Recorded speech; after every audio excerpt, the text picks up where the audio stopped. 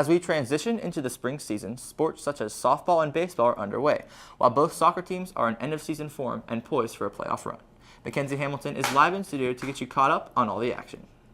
Senior Master Sergeant Edward Medina came home after retiring from military service. Sergeant Medina served in the Air Force for over 20 years, and his homecoming is recapped by Cameron Sylvia later in the show. The temperatures outside have been surprisingly chilly as of late. Hannah Dennis previews a possible last surge of winter before we hit the spring months in today's 3-day forecast. Eagle Nation News starts right now.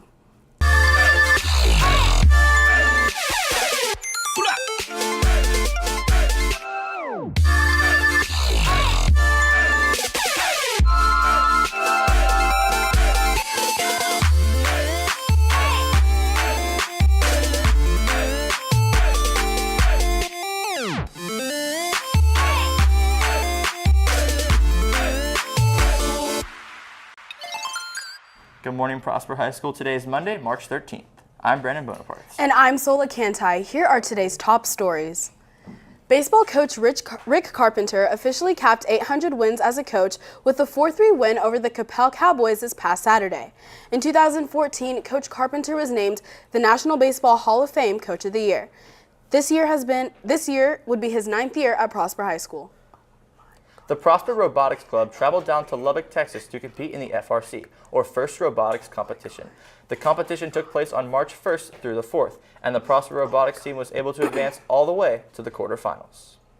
On Thursday, March 2nd, Argentinian singer Amir Sensini traveled to Prosper High School to perform a private concert for the students taking Spanish classes. Edward Medina has served in the U.S. Air Force for the past 24 years, and much like many military veterans, his return home was something special. Here with more on Edward Medina returning home from service is Cameron Sylvia. Edward Medina has never had a surprise party. That's about to change. Sergeant Medina was in the military for 23 years and came home to his pregnant wife on February 10th, 2017.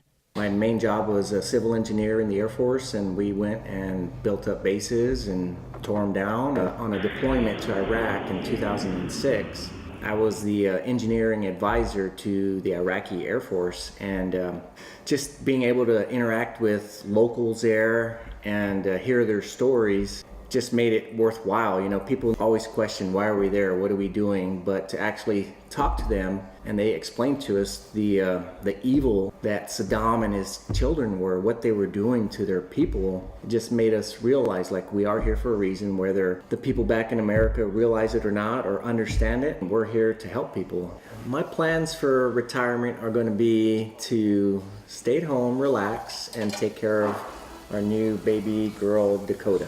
It was expected to be decommissioned last September, when he ended up having to stay a few months longer than previously stated. His wife, Sherry Medina, wanted to give him a warm welcome.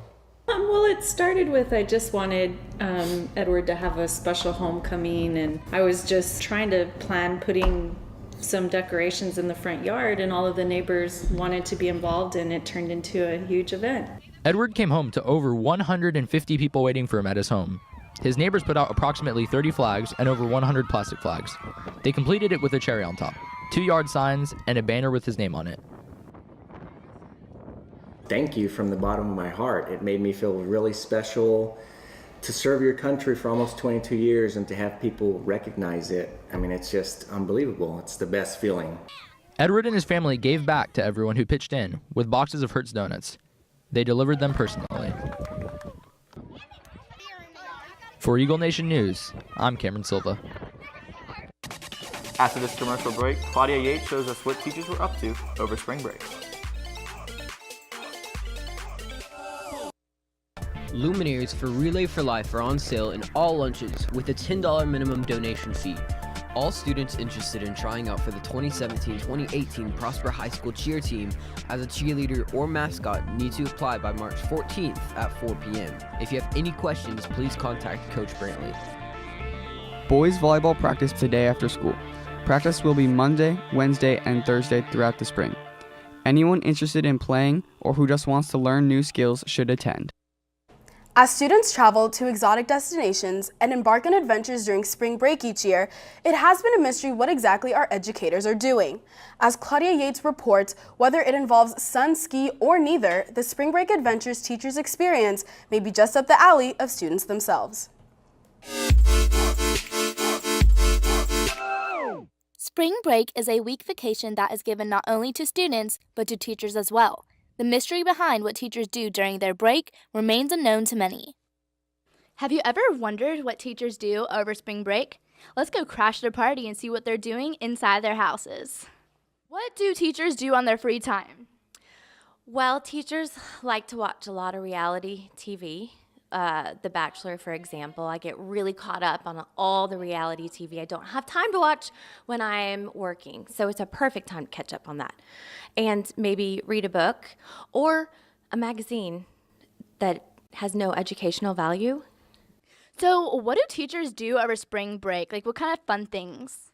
Laundry, spend time with my kids, make my kids learn how to read and do math. Sometimes we use spring break as an opportunity, like all the teachers might get together and really complain about the kids that get on our nerves the most. And we can just let loose. What is your idea of fun? Well, binge watching, Fixer Upper. Let me see how you did on those. Let's see. This first one. Good. That's an A. B minus. Teachers may not do the same things as students over spring break, but both do what makes them happy. For Eagle Nation News, I'm Claudia Yates. Let's kick it to Reagan Ranzer with your daily social media update. Good morning, Prosper High School. I'm Reagan Ranzer with your social media update. I hope everyone had a wonderful spring break, getting to spend time with friends, family, and not do schoolwork. Also, seniors, it's only 83 more days until we graduate, so good luck. And wait, these are, okay. So make sure you cherish these last few moments of high school. Anyway, over the last 4 months, million Monopoly fans casted their vote to decide which of the board game pieces should stay and which one should go. As the results came in, the voters showed they will not be having a thimble in our next version of Monopoly. The voters were also asked to pick a replacement for the token, which they had to pick from 64 brand new game pieces, including things like the cell phone, sunglasses, a cowboy hat, and many more. But the most popular one that is in the lead is the hashtag. Obviously, we won't know until March 19th for the final results. Speaking of hashtag, go on Twitter and tweet us your throwback pictures for a chance to be featured on ENN. Hashtag ENN Throwback, and make sure you're following at Eagle Nation News. Turn on the post notifications for prizes, giveaways, and more. Well, that's a wrap for today's social media update. I'm Reagan Ranzer. After this commercial break, Hannah Dennis will have your 3-day forecast.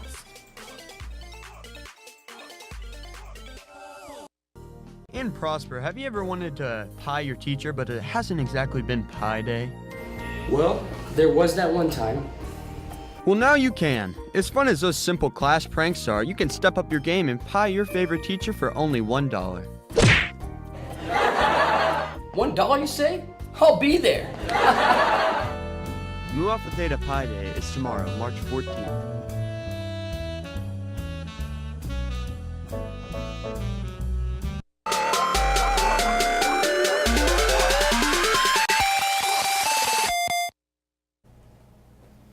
Welcome back, Eagle Nation. Daylight savings time began this past Sunday at 2 a.m., which means we had to set our clocks forward an hour, making us lose an hour of sleep.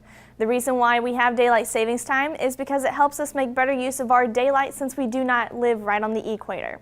Daylight savings times will end this year on November 5th at 2 a.m. Moving on to our 3-day forecast, today the high reaches 68 and we have a 10% chance of rain. It should be mostly sunny by late afternoon, so hopefully it won't be raining by the time school gets out. It will be slightly windy with the winds reaching 5 to 15 miles per hour. Tomorrow the high reaches 68 again, but we have no chance of rain. It should be a mostly sunny day throughout the day. The winds will not be as strong with them reaching 5 to 10 miles per hour. Wednesday, the high reaches 60, and again, there is no chance of rain. It will be mostly cloudy, though, throughout the day. The winds will be about the same, reaching 5 to 10 miles per hour. Looking at Thursday and the rest of this week and weekend, it looks like we'll have our next chance of rain on Thursday and stick around Friday. There is a chance of thunderstorms on Friday, but nothing looks severe so far. By the weekend, we will warm back up into the 80s, which is still not really in the normal temperature range. I'm Hannah Dennis, and spring starts on March 20th. After this commercial break, Mackenzie Hamilton has your sports update. The Meet in the Middle meeting has been changed to Wednesday, March 15th during all lunches in room 1014. Members are encouraged to bring their lunch. The second annual PHS Tournament of Books begins this Wednesday. Help determine which book will be the PHS Book of the Year. There are 5 different ways to win prizes. Mu Alpha Theta is sponsoring Pi Day, tomorrow, March 14th. All pies will cost $1 and will be available for pickup during all lunches. So Brandon, the girls varsity soccer team wrapped up their undefeated season with a win against Creekview on Monday. And the softball team kicked off their district play last Tuesday. Here to recap the past week in sports is Mackenzie Hamilton. Mackenzie? Thank you, Brandon. While many students were vacationing or just relaxing at home, a numerous amount of Prosper athletes were staying busy with tournaments and district games over spring break. Starting off with powerlifting, Nick Ellis had a total of 5 new school records in the regional meet over the weekend. He placed 6 overall out of 105 lifters from the region. Moving on to soccer, both the girls and boys team extended their winning streaks over the break. On Friday, the girls team traveled to the Colony where they defeated the Cougars 9-1. The guys hosted the Colony at home and got the win 2-1. The following Monday, the girls had their last home district game against Creekview. The match resulted in a tie, but the Eagles took the game 5-4 in PKs. The guys traveled to Carrollton to face off against the Mustangs and won 3-0. Tonight, both teams will finish off district play. The guys will be at home for senior night and the girls will be on the road. Kickoff is at 7 for both teams. Lastly, baseball and softball were also busy over the break. Baseball finished off their tournament play with a 15-2-1 record. After getting the win over Coppell on Saturday, Coach Carpenter reached his 800th win as a varsity head coach. Softball started off their district play with a loss to Little Elm 7-6 on Tuesday, but redeemed themselves 16-1 over Newman Smith on Friday. Baseball will have their first district game tomorrow at Little Elm. The first pitch will be thrown at 7:30. That's all I have for you today. Reporting for Eagle Nation Sports, I'm Mackenzie Hamilton. Back to y'all at the desk. Thank you, Mackenzie. Well, that's all we have for you today. For Eagle Nation News, I'm Brandon Bonaparte. And I'm Sola Cantai. Live long and prosper.